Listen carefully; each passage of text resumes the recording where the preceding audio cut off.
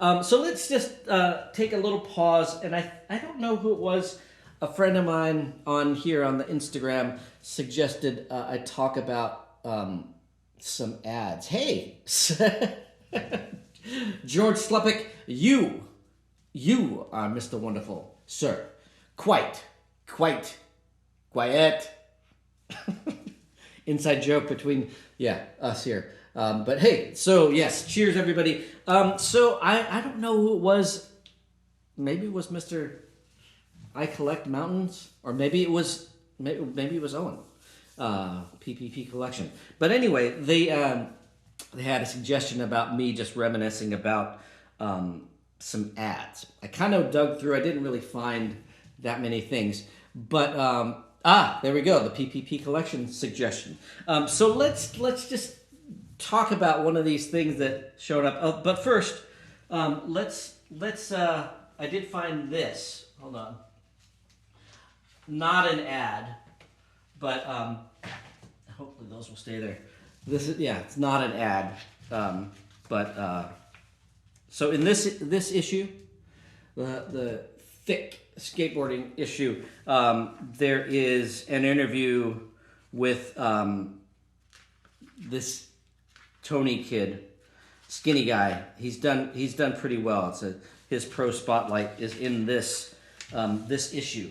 You might recognize him with that hair. Yeah.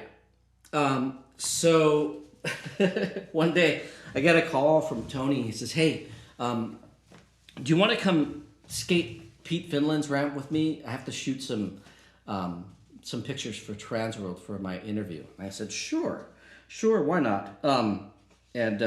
So Pete Finland's ramp was right here in Oceanside. Actually, it's just a few houses away from where young David Swift lives. So Pete Finland's ramp was actually the first ramp that I kind of learned how to skate. I kind of skated by myself a bunch there when it was just a little 5-foot-high mini ramp. Learned how to drop in, learned how to hit the coping. The coping was PVC coping about that big around. But anyway, he built it up into an 8-foot-high ramp. and they had contests there. But so Tony calls me up and says, "Hey, will you come with me? And Grant's going to shoot some photos." So here's the photo at Pete Finland's ramp. I will hold it like that so it doesn't shine. Tony Hawk. And if you look really carefully, that's me. Across the way. Yeah. Just me and Tony at that session. And Tony just needed somebody to skate with so he didn't get exhausted. And but I don't know how much I can help.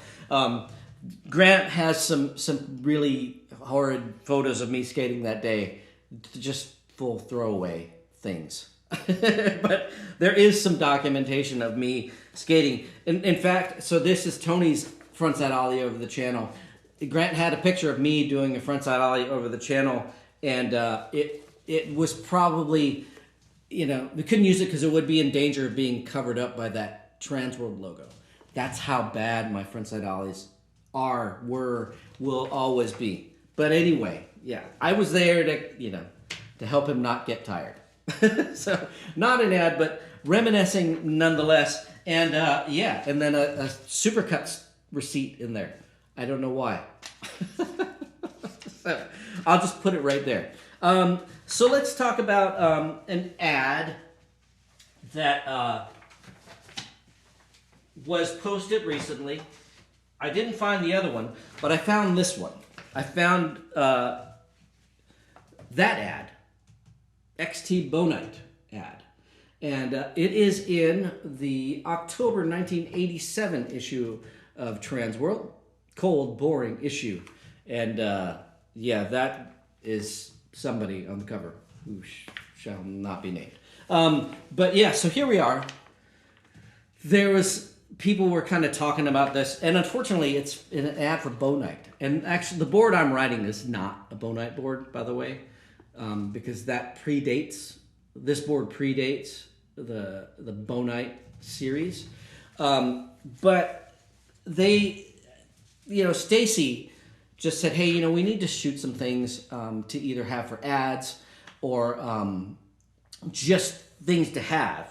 Sometimes maybe they didn't get used for an ad. Maybe they ended up in the Powell intelligence report or just things, in-house things, in-house catalogs or whatever. So we're always kind of shooting. And whenever Stacy Peralta says, hey, we got to shoot some stuff, you drop whatever you're doing and you go. And so we drove out. This is the one and only Chris Borst ramp in Bakersfield. And that is, of course, the section of the Search for Animal Chin, my big claim to fame, was on that ramp. And so this was probably shot right in and around the same time as that video.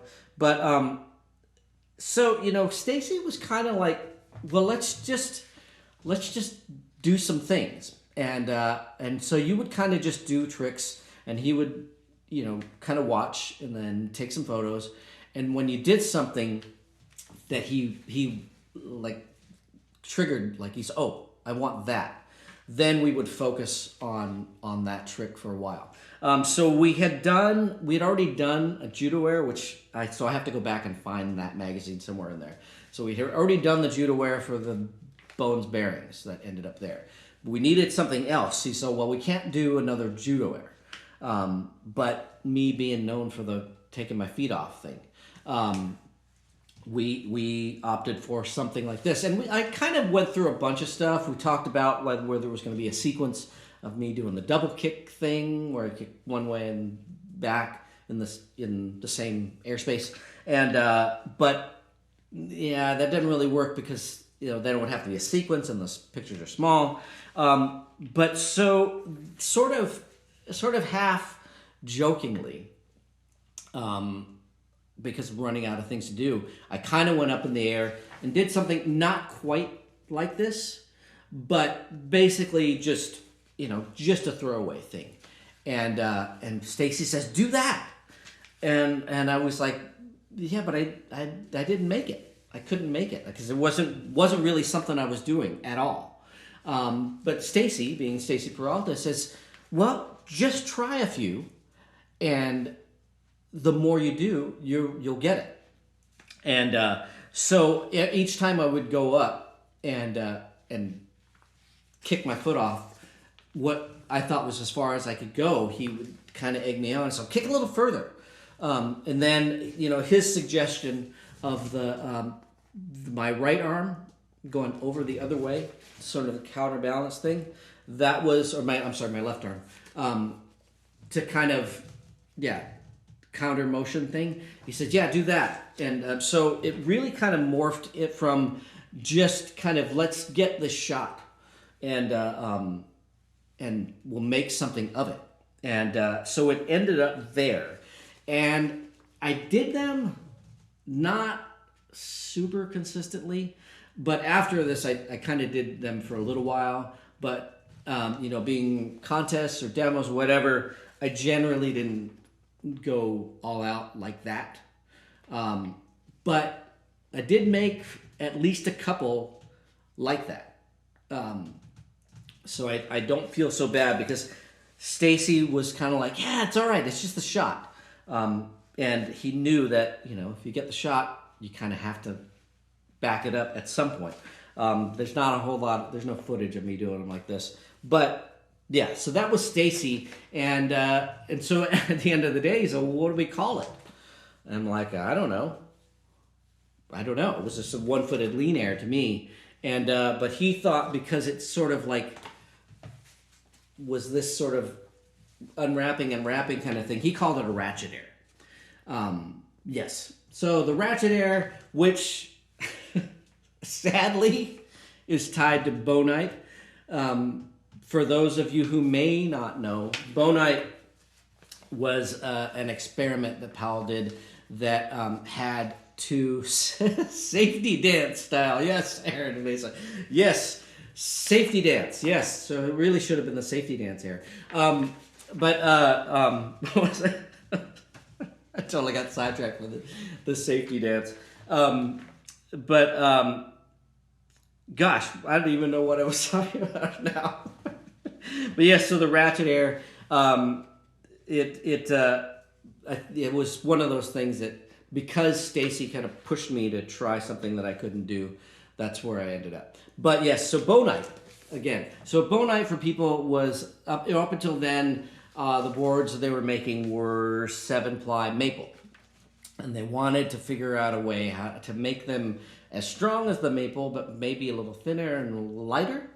And so they came up with the thing that had 2 tough skin layers. Basically, it's kind of like roofing paper on the outside, and then 2 maple layers in the middle, and then these other lighter woods, poplar, to kind of maybe lighten it up. Unfortunately, that Bonite, that graphite paper, was pretty heavy, and so the boards were still pretty heavy. And they tried to make it lighter and strong and just as strong, but it didn't really work out. Yes, I collect mountains. They were tanks. What you don't know though is the first one that I got, the first ones that they shipped out, just were maple. So they were like 6 layers of maple, and then that tough skin Bonite on the outside. That thing was unbreakable. And Alfonso Rawls may remember the day that I got that board, and I was skating with him, and I was literally taking it and bashing it into the corner of a curb as hard as I could, because that's what Powell wanted us to do, and I could not break the thing. Back then, putting the rails on there, I even had a hard time drilling the board for the rails. So the original run of Bonite, those were really, really, really good, but they were really heavy, like way heavier than just the normal maple boards. And then of course poplar. Yes, see, epically Justin. It doesn't have the nanotubes like maple. Poplar basically, it's like balsa wood. And so the problem being was that they were really strong, kind of this way, flexing wise. But once you chipped the edge of the board and into the poplar, they would kind of explode, and they would delaminate, and they would puff up, and they would just kind of fall apart.